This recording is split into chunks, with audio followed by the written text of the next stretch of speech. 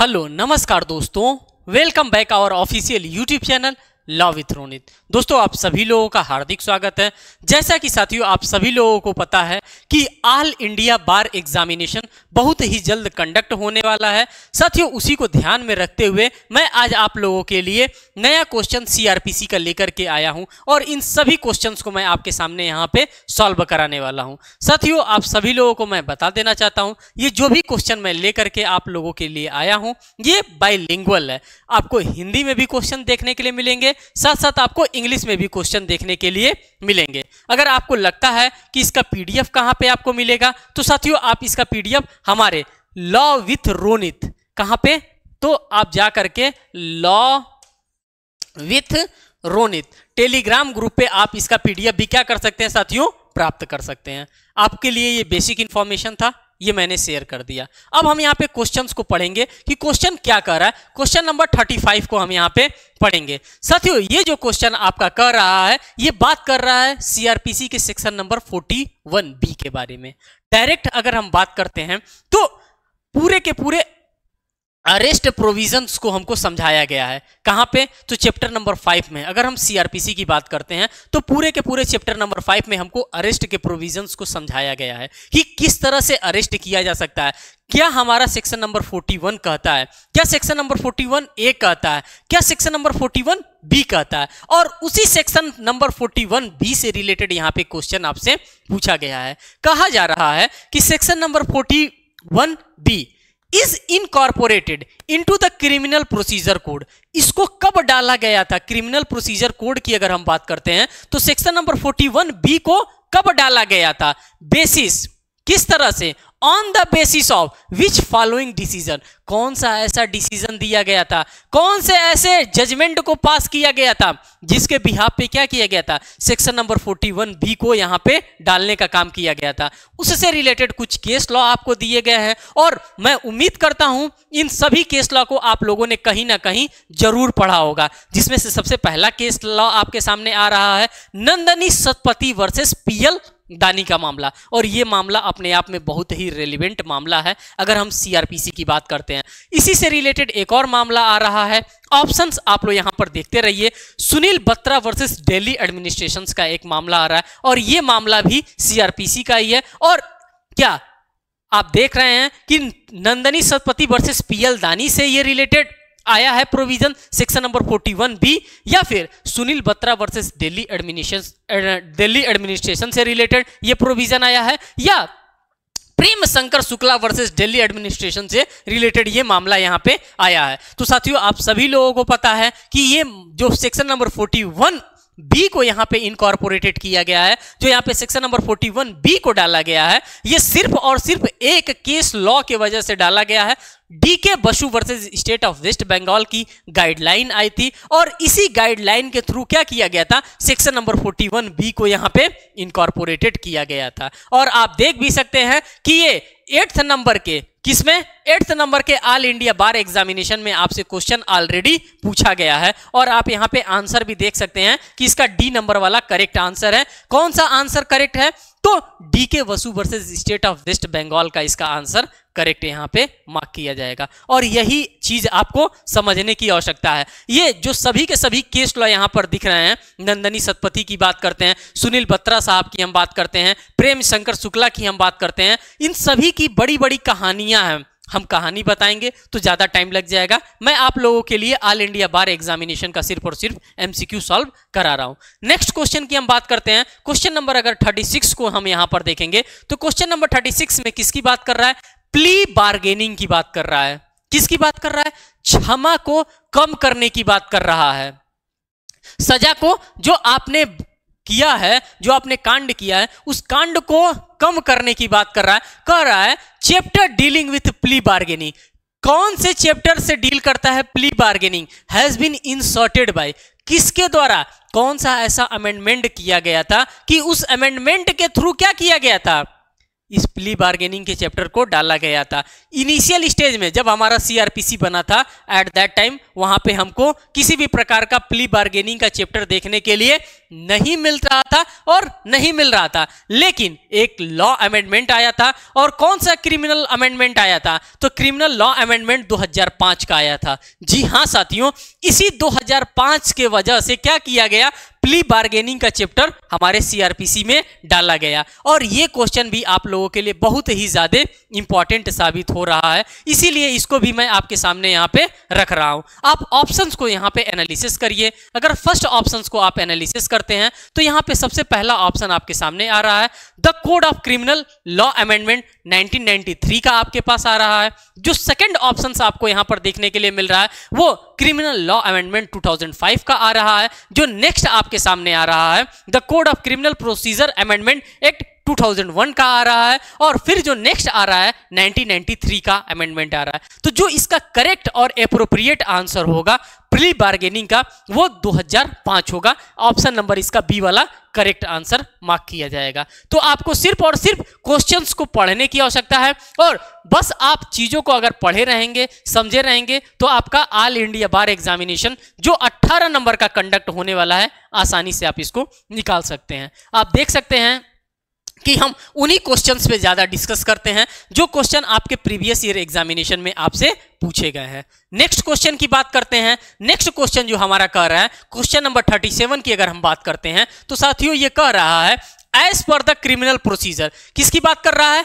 As per the criminal procedure code during investigation. कब की बात कर रहा है? तो इन्वेस्टिगेशन की बात कर रहा है। किसकी बात कर रहा है? तो जब हम इन्वेस्टिगेशन करने जाते हैं, during investigation a search can be conducted without warrant by. किसके द्वारा किया जाता है? क्या ये जुडिशियल ऑफिसर के द्वारा किया जाता है कि किसी प्राइवेट पर्सन के द्वारा किया जाता है?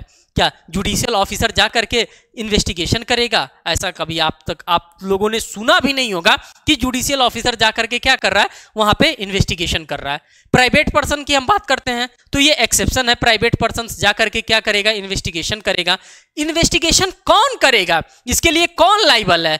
एनी पुलिस ऑफिसर लाइबल है। तो क्या कोई भी पुलिस ऑफिसर है जिसको हम भेज दिए कि भैया तुम ऑन द स्पॉट पर जाओ और वहां पे आप जा करके इन्वेस्टिगेशन करो, ऐसा भी नहीं होगा। कौन जाएगा? तो जिसको इन्वेस्टिगेटिंग ऑफिसर नियुक्त किया जाएगा, जिसको इन्वेस्टिगेटिंग ऑफिसर बनाया जाएगा, वही जाएगा और वही जा करके क्या करेगा, इन्वेस्टिगेट करेगा। और आप देख सकते हैं कि इसका जो करेक्ट आंसर होगा ये सी वाला होगा। और ये सी वाला किसकी बात कर रहा है? तो इन्वेस्टिगेटिंग ऑफिसर की बात कर रहा है। और जो ऑप्शन आप देख रहे हैं, ऑप्शन नंबर सी वाला इसका करेक्ट आंसर होगा। और आप ये भी देखिए कि 8th ऑल इंडिया बार एग्जामिनेशन 2015 में आपसे ये क्वेश्चन भी पूछा गया है। तो जो भी पॉसिबल हो सकता है, उन सभी पॉसिबल फैक्ट्स को मैं आपके सामने यहाँ पे रखने का काम कर रहा हूं।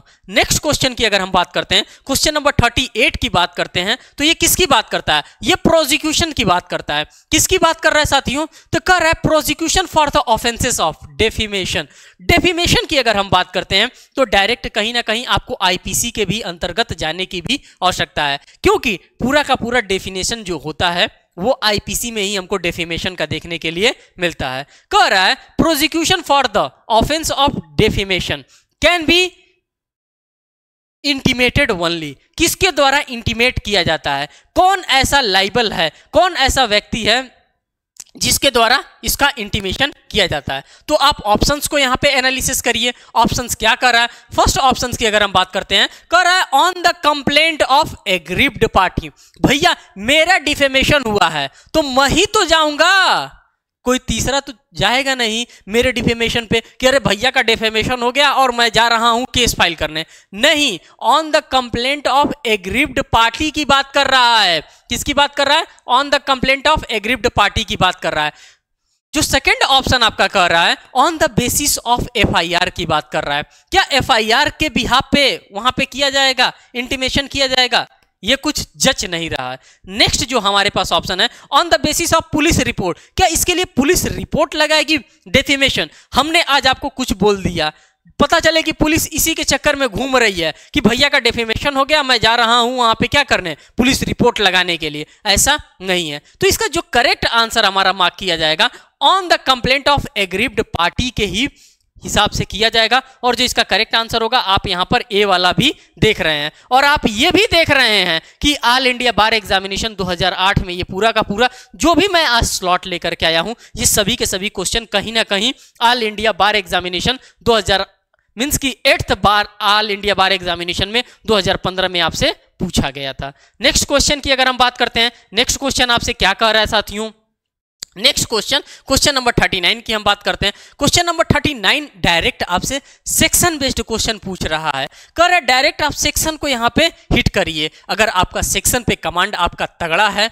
तो आप इस क्वेश्चन को आसानी से टैकल कर सकते हैं। ये किसकी बात करता है, तो प्रिंसिपल ऑफ अत्रेफुआस की बात करता है। किसकी बात करता है, तो अत्रेफुआ एक्विट और अत्रेफुआ कन्विक्ट की बात करता है। अब ये आप कहेंगे कि ये कौन सा प्रिंसिपल आ गया कि अत्रेफुआ एक्विट और अत्रेफुआ कन्विक्ट की ये बात कर रहा है, तो मैं आपको यहां पर दिखाने वाला हूं। पहले आप क्वेश्चन को देखिए। कह रहा है विच provision under the criminal procedure code. ये तो सिर्फ और सिर्फ बात बढ़ा करके लिखा जा रहा है कि किस प्रोविजन में बताया गया है क्रिमिनल प्रोसीजर कोड में reflect the principle of autrefois acquit and autrefois convict की बात कर रहा है। ये डायरेक्ट आपसे सेक्शन पूछ रहा है। सेक्शन की अगर हम बात करते हैं साथियों तो यहां पे डबल जियोपार्डी की बात कर रहा है। किसकी बात कर रहा है, तो डबल जियोपार्डी की बात आपसे यहां पे कर रहा है और सेक्शन नंबर 300 की बात यहां पे कर रहा है। किसकी बात कर रहा है, तो सेक्शन नंबर 300 की बात कर रहा है। अगर आप सीआरपीसी में भी देख रहे हैं तो यहां पे सेक्शन नंबर 300 की बात कर रहा है। अगर आप सीपीसी में भी जाएंगे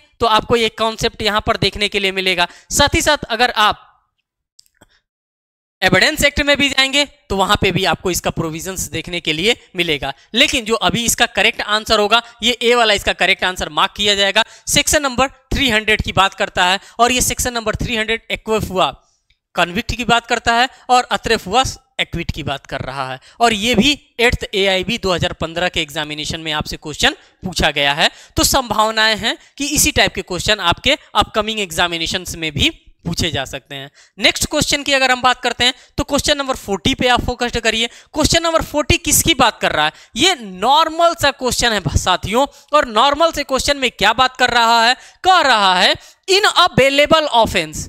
किसकी बात कर रहा है, जब कही दिया कि bailable offence a bail is a matter of right. Bail हमारा क्या होता है, ये हमारा अधिकार है, हमें हमारा फंडामेंटल राइट भी हमारे पास है और फंडामेंटल राइट्स की जब हम बात करते हैं तो हम भाग करके कॉन्स्टिट्यूशन ऑफ इंडिया के पार्ट नंबर 3 में जाते हैं और पार्ट नंबर 3 में ही हमको बताया जाता है कि हमें क्या है, हमें बेल पाने का अधिकार है। यस, हमको फंडामेंटल राइट्स में प्रोवाइड किया गया है, इसीलिए लिखा गया है बेल हमारा क्या है, अ मैटर ऑफ राइट है। और जब जब हम सीआरपीसी के चैप्टर नंबर 5 को हम पढ़ेंगे, पूरे के पूरे अरेस्ट प्रोविजंस को पढ़ेंगे, वहां पे पुलिस ऑफिसर की भी कहीं ना कहीं ये ड्यूटी होती है कि वो हमें बताएगा कि आपको बेल पाने का अधिकार है। तो ये चीजें कहां लिखी गई हैं और ये कौन और कैसे बताएगा। ऑप्शंस को आप अगर एनालिसिस करते हैं, बाय द पुलिस ऑफिसर, क्या सिर्फ और सिर्फ पुलिस ऑफिसर की ये जिम्मेदारी होती है कि सिर्फ और सिर्फ बताएगा कि भैया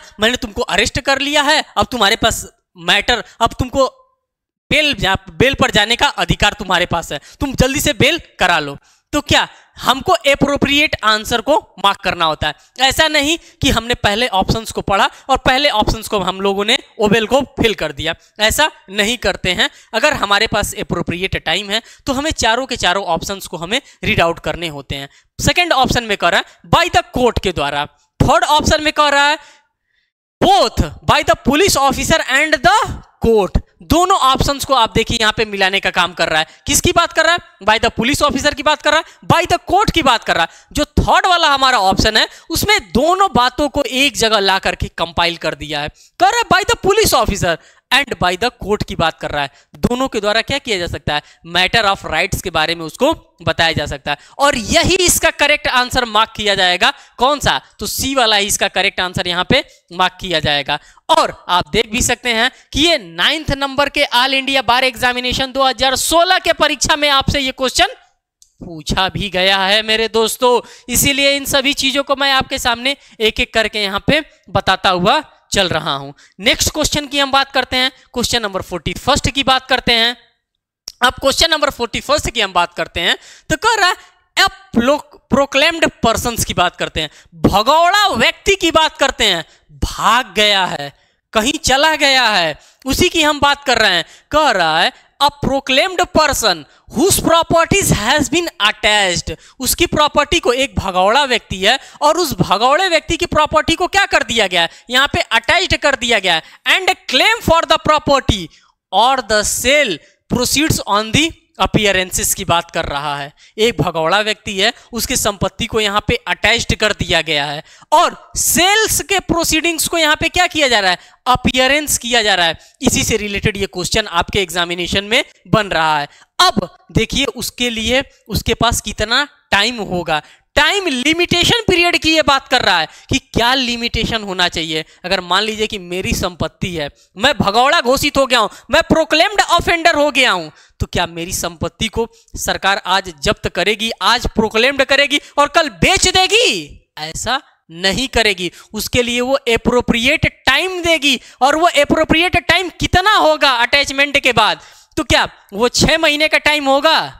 बिल्कुल नहीं होगा। 6 महीने बहुत कम टाइम होता है। क्या वो 3 साल का टाइम होगा?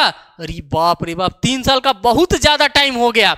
आपको एक लिमिट में टाइम देगा और वो कितना टाइम देगा आपको? तो साथियों आपको यहां पर देखने के लिए मिलेगा कि 2 ईयर का आपको अटैचमेंट के बाद यहां पे टाइम दिया जाता है और ये इंपॉर्टेंट आपका क्वेश्चन बनता है अगर लिमिटेशन एक्ट की हम यहां पे बात करते हैं। और आप ये भी देख सकते हैं कि ये 9th AIB 2016 के एग्जामिनेशन में आपसे पूछा जाने वाला क्वेश्चन भी है। नेक्स्ट क्वेश्चन की हम बात करते हैं, क्वेश्चन नंबर 42 की। तो क्वेश्चन नंबर 42 में आप देखेंगे द क्वेश्चन किसकी बात कर रहा है? कर रहा है the question whether a statement was recorded. किसकी बात कर रहा है? किसी ना किसी स्टेटमेंट को recorded in the course of investigation is a. अब क्या कह रहा है कि इन्वेस्टिगेशन, ये किस टाइप का क्वेश्चन होता है? ये जो क्वेश्चन होता है ये लॉ का क्वेश्चन होता है या फिर ये क्वेश्चन जो होता है ये फैक्ट का क्वेश्चन होता है या दोनों का मिक्स्ड क्वेश्चन होता है? A question of fact as well as a question of law. ये क्या होता है, क्या कहना चाहता है? फिर आप क्वेश्चन को समझिए। क्वेश्चन को मैं फिर रिपीट कर रहा हूं, क्वेश्चन क्या कह रहा है? क्वेश्चन यहां पे कह रहा है a question whether a statement was recorded. कोई स्टेटमेंट है और इस स्टेटमेंट को हम क्या कर रहे हैं? रिकॉर्ड कर रहे हैं in the course of investigation. अब हम कब कर रहे हैं? तो इन्वेस्टिगेशन के दौरान कर रहे हैं। और इन्वेस्टिगेशन कर कौन रहा है? क्या जज साहब जाकर के इन्वेस्टिगेशन कर रहे हैं? नहीं। क्या कोई भी पुलिस ऑफिसर जाकर के इन्वेस्टिगेशन कर रहा है? नहीं। कौन जाकर के इन्वेस्टिगेशन कर रहा है? तो कोई ना कोई इन्वेस्टिगेटिंग ऑफिसर, जिसको इन्वेस्टिगेटिंग ऑफिसर बनाया गया है, वही इन्वेस्टिगेटिंग ऑफिसर जा रहा है और जाकर के चीजों को क्या कर रहा है? इन्वेस्टिगेट कर रहा है। तो ये किस टाइप का, किस नेचर का ये क्वेश्चन बनेगा? ये क्वेश्चन ऑफ लॉ बन रहा है। क्या वहां पे जो स्टेटमेंट उसने दिया है, वो जो बातें कही हैं, वो उसकी कही हुई बातें लॉ, कानून बन गई हैं एट दैट टाइम? तो बिल्कुल नहीं बन गया है। क्या जो वो बात कह रहा है वो क्या एक फैक्ट बन गया है, एक तथ्य बन गया है? तो जी हां साथियों, वो फैक्ट बन गया है और यहां पे उसी की बात कर रहा है, अ क्वेश्चन ऑफ फैक्ट की बात कर रहा है, जब इन्वेस्टिगेटिंग ऑफिसर के द्वारा किसी भी चीज को रिकॉर्ड किया जाता है। और आप देख भी सकते हैं इसका जो करेक्ट आंसर होगा ये क्वेश्चन ऑफ फैक्ट ही है। यहां पे बी वाले आंसर को यहां पे मार्क किया गया है। और आप ये भी देख सकते हैं कि ये 9th नंबर के ऑल इंडिया बार एग्जामिनेशन 2016 में ऑलरेडी आपसे पूछ रखा है। हर एक क्वेश्चन को आप यहां पे समझते हुए चलिए, हर एक क्वेश्चन को आप ऑब्जर्व करते हुए चलिए, आपका पूरा का पूरा कॉन्सेप्ट यहां पे क्लियर होगा। सेम वही क्वेश्चन मैं यहां पे हिंदी लैंग्वेज में भी आपके सामने यहां पे प्रेजेंट कर रहा हूं। मैंने आप सभी लोगों को बताया था कि जो भी क्वेश्चन मैं आप लोगों के लिए लेकर के आ रहा हूं दोस्तों, ये बाइलिंगुअल लेकर के आ रहा हूं, हिंदी में भी लेकर के आ रहा हूं, साथ साथ आप लोगों के लिए इंग्लिश में भी लेकर के आ रहा हूं। तो इंग्लिश के क्वेश्चंस को ऑलरेडी मैंने आपके सामने यहाँ पे डील कर लिया, वही सेम क्वेश्चन यहाँ पे हिंदी में है। आप लोग बाय द टाइमिंग हिंदी में आप इसको देखना चाहते हैं तो आप यहाँ से देख सकते हैं। फिर हम चलेंगे नेक्स्ट क्वेश्चन पे। नेक्स्ट क्वेश्चन देखिए क्या कर रहा है। नेक्स्ट क्वेश्चन जो हमारा आ रहा है साथियों, ये क्वेश्चन नंबर 43 आ रहा है। अब क्वेश्चन नंबर 43 में किसकी बात कर रहा है? तो आप देख सकते हैं डायरेक्ट सेक्शन को हमको यहाँ पर कोट कर दिया है। जैसे सेक्शन को कोट कर दिया है, हमारा आधा सरदर्द खत्म कर दिया है। कह रहा है where the police submitted a final report की बात कर रहा है under section number 173 sub clause 2 of CRPC for dropping a proceeding. किसकी बात कर रहा है? For dropping a proceeding to the magistrate साहब के पास की बात कर रहा है। तो इसका क्या आंसर हो सकता है? आप यहां पे ऑप्शंस को एनालिसिस करिए। कह रहा है, क्वेश्चन को फिर आप ध्यान से समझिए। क्वेश्चन ये कह रहा है जो पुलिस ऑफिसर होता है वो क्या करता है? वो सबमिट करता है। क्या सबमिट करता है? तो अपने फाइनल रिपोर्ट को सबमिट करता है। किस सेक्शन के तहत करता है? तो CRPC के सेक्शन नंबर 173 सब क्लॉज 2 के अंतर्गत सबमिट कर देता है। क्या करने के लिए? किसके समक्ष सबमिट कर देता है? तो मजिस्ट्रेट साहब के समक्ष सबमिट कर देता है। इसका ऑप्शन देखिए, मे एक्सेप्टेड द सेम। जैसा उसने सबमिट किया है क्या वो एक्सेप्ट कर लेंगे वैसे ही? कौन? मजिस्ट्रेट साहब की बात कर रहा है। क्या जैसे मैंने कोई रिपोर्ट बना करके लेकर गया तो मेरी ऑडिटिंग नहीं होगी? क्या जैसे मैं बना करके दे दिया मेरी लिखी हुई बात क्या लॉ हो गई है? ऐसा नहीं है। मे एक्सेप्ट द सेम की बात कर रहा है। यहां पे ये वर्ड देखिए, मे की बात कर रहा है। मे सेल की बात नहीं कर रहा है, मे की बात कर रहा है। नेक्स्ट वाले ऑप्शन में कर रहा है मे रिजेक्ट द सेम। क्या उसको रिजेक्ट भी किया जा सकता है? नेक्स्ट ऑप्शन को देखिए, may reject the same and order further investigation की बात कर रहा है। जो इसका करेक्ट आंसर होगा साथियों ये डी वाला होगा, एनी ऑफ द एबव। जो मजिस्ट्रेट साहब को उचित लगेगा इसमें से कुछ भी करवा सकते हैं। या तो एक्सेप्ट कर सकते हैं जो रिपोर्ट 173 सब क्लॉज 2 में पुलिस भाई साहब के द्वारा पेश किया गया है उसको एक्सेप्ट कर सकते हैं, या फिर रिजेक्ट भी कर सकते हैं, या फिर फर्दर इन्वेस्टिगेशन के लिए ऑर्डर भी दे सकते हैं। इन तीनों में से कोई भी फैक्ट यहां पे हो सकता है। तो यहां पे इसका जो करेक्ट आंसर होगा डी वाला होगा। और आप ये भी देखिए कि 2016 के ऑल इंडिया बार एग्जामिनेशन में आपसे ऑलरेडी इस क्वेश्चन को पूछ रखा है। अब हमारे पास जो नेक्स्ट क्वेश्चन आ रहा है साथियों ये इंपॉर्टेंट क्वेश्चन आ रहा है। इस क्वेश्चन की रेलेवेंसी हर एक एग्जामिनेशन में है, सिर्फ और सिर्फ आपके ऑल इंडिया बार एग्जामिनेशन में ही नहीं बल्कि आप जुडिशरी के भी एग्जामिनेशन को अगर फेस कर रहे हैं एट दैट टाइम भी आपसे इसी टाइप के अगर CRPC के सेक्शन नंबर 125 से क्वेश्चन पूछे जाते हैं तो इसी टाइप के क्वेश्चन आपसे पूछे जाएंगे। अगर 125 की हम बात करते हैं तो पूरा का पूरा ये सेकुलर प्रोविजन है, इसको इस नाम से भी जानते हैं। ये मेंटेनेंस का प्रोविजन है, मेंटेनेंस खर्चा की बात कर रहा है। अब किस टाइप के खर्चे की बात कर रहा है आइए हम क्वेश्चंस के माध्यम से यहां पर देखने वाले हैं। कह रहा है the order under section number 125 of CRPC की बात कर रहा है। किसकी बात कर रहा है? जो ऑर्डर किया जाता है CRPC के धारा 125 के तहत ये क्या कह रहा है? ऑप्शन ए क्या कह रहा है? कह रहा है समरी इन नेचर। क्या होता है? Summary in nature but final determine the rights and obligations of the parties की बात कर रहा है। समरी होता है डिटर्मिनेशन का, और जो राइट्स एंड ऑब्लिगेशंस की बात कर रहा है जो आपकी ड्यूटी होती है और जो आपके कर्तव्य होते हैं, जो आपके अधिकार होते हैं और जो आपके कर्तव्य होते हैं ऑफ द पार्टीज की बात यहां पे कर रहा है। पहला ऑप्शन। दूसरे ऑप्शंस को आप पढ़िए। कह रहा है summary in nature and do not finally determine the rights and obligations of the parties which are to be finally determined by the civil court. जो फाइनली डिटरमाइन किया गया है किसके द्वारा? जो फाइनली डिटरमाइन किया गया है सिविल कोर्ट के द्वारा वही माना जाएगा, अन्यथा कुछ नहीं माना जाएगा। और आप देख सकते हैं कि जो क्वेश्चन नंबर 44 की हम यहां पे बात कर रहे हैं, जो सेक्शन नंबर 125 की बात कर रहे हैं, जो सेकुलर प्रोविजंस की हम बात कर रहे हैं, इसका यही करेक्ट आंसर यहां पे बी वाला मार्क किया जाएगा। और इसके आंसर को भी आप यहां पर एनालिसिस कर सकते हैं। साथ साथ ये भी आप देख सकते हैं कि ऑल इंडिया बार एग्जामिनेशन 2016 के एग्जामिनेशन में ऑलरेडी आपसे ये क्वेश्चन पूछ रखा है। नेक्स्ट क्वेश्चन की हम बात करते हैं। नेक्स्ट क्वेश्चन में क्या कर रहा है दोस्तों? नेक्स्ट क्वेश्चन में कह रहा है कि during investigation a search can be conducted without warrant by. During investigation की बात कर रहा है, किसके द्वारा किया जा सकता है? क्या किसी पुलिस ऑफिसर के द्वारा किया जा सकता है या फिर किसी इन्वेस्टिगेटिंग ऑफिसर के द्वारा किया जा सकता है? किसकी बात कर रहा है? फिर क्वेश्चन को समझिए। कह रहा है कि during investigation a search can be conducted without warrant bye.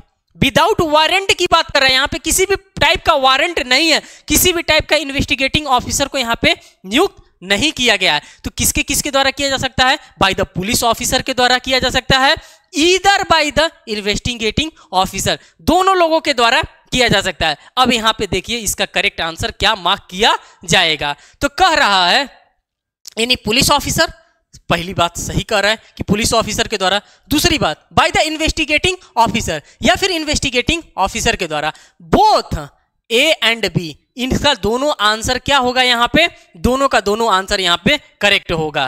ठीक दिया है, हाँ सी वाला यहाँ पे देखिए आप, यहाँ पे करेक्ट ऑप्शन यहाँ पे दिया है। और आप देख सकते हैं कि 9th ऑल इंडिया बार एग्जामिनेशन 2016 में ऑलरेडी ये क्वेश्चन आपसे पूछ रखा है। नेक्स्ट क्वेश्चन की हम बात करते हैं, क्वेश्चन नंबर 46 की।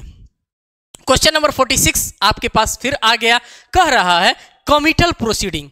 अब आप कहेंगे कि ये नया प्रोसीडिंग कहां से आ गया? अभी तक तो हमने देश भर के प्रोसीडिंग को सुना था। ये कमिटल प्रोसीडिंग क्या होता है? कमिट कर दिया जाता है, मामले को ऊपर भेज दिया जाता है। कमिटल प्रोसीडिंग की बात कर रहा है committal proceeding under section number 209। जहां पे सेक्शन दे देता है वहां पे आपको खुश होने की आवश्यकता है, क्योंकि सेक्शन वाइज अगर चीजें दे रहा है तो आपने कहीं ना कहीं सेक्शंस को पढ़ा होगा अपने सेमेस्टर एग्जामिनेशन में, अपने जुडिशरी के प्रिपरेशन में, व्हाटएवर जगह भी आपने भी सेक्शंस को पढ़ा होता है। तो कह रहा है committal proceeding under section number 209 of CrPC are in the nature of, ये किस नेचर का होता है? क्या चीज जो हम कमिट करते हैं, ये इसमें हम एड एंड इन्वेस्टिगेशन भी कर सकते हैं क्या? अगर मान लीजिए कि हम 209 के तहत हमने मामले को कमिट कर दिया है तो क्या हम इसमें कुछ एड भी कर सकते हैं या कुछ इन्वेस्टिगेशन भी कर सकते हैं?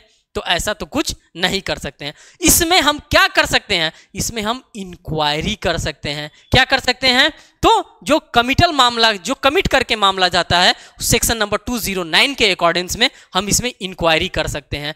ट्रायल इसमें नहीं कर सकते हैं, इसमें इन्वेस्टिगेशन नहीं कर सकते हैं। इसमें हम क्या कर सकते हैं? सिर्फ और सिर्फ इंक्वायरी कर सकते हैं। और इंक्वायरी आपका कहीं दिया है, हाँ इंक्वायरी आपका बी नंबर का यहाँ पे करेक्ट आंसर आपका यहाँ पे मार्क किया जाएगा। और साथ ही साथ आप देख सकते हैं कि 9th ऑल इंडिया बार एग्जामिनेशन 2016 में आपसे ऑलरेडी ये क्वेश्चन पूछ रखा है। नेक्स्ट क्वेश्चन की हम बात करते हैं। देखिए नेक्स्ट क्वेश्चन 47 नंबर, ये भी वारंट से रिलेटेड मामला आ गया। कह रहा है वारंट ऑफ अरेस्ट में भी एक्सटेंडेड की बात कर रहा है। और ये भी जो क्वेश्चन आ रहा है ये अच्छा क्वेश्चन आपके एग्जामिनेशन के लिए साबित होगा। ऑप्शंस को देखिए, कह रहा है to that place where the offender has committed the offences की बात कर रहा है। अ वारंट ऑफ अरेस्ट में भी एक्सटेंडेड, कहां तक एक्सटेंड किया जा सकता है एक अरेस्ट वारंट को? At the place with in India, संपूर्ण भारत में किया जा सकता है। और ये प्रोविजंस आप लोगों ने एको बार नहीं हजारों बार पढ़ा होगा कि भारत में कहीं पे भी रहेंगे भाई साहब को दबोच के लाया जा सकता है। और यही इसका करेक्ट आंसर यहां पे मार्क किया जाएगा। At the place with in India की बात की जा रही है। और आप यहां पर देख सकते हैं कि 10th ऑल इंडिया बार एग्जामिनेशन में आपसे ऑलरेडी ये क्वेश्चन पूछ रखा है। और इस सेशन का लास्ट क्वेश्चन, क्वेश्चन नंबर 48 की हम बात करते हैं।